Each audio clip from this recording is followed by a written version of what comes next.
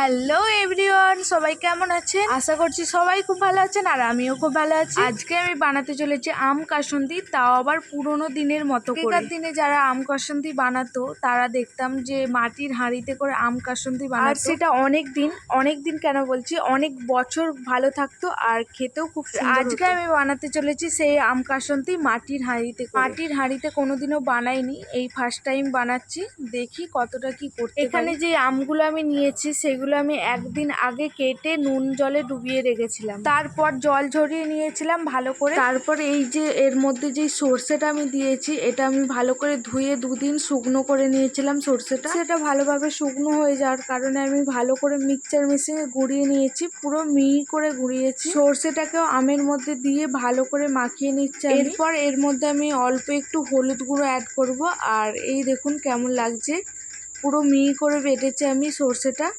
এর মধ্যে অল্প পরিমাণে দিয়ে দিচ্ছি হলুদ গুঁড়োটা। দেওয়ার পরেও আমি ভালো করে মাখিয়ে নিচ্ছি।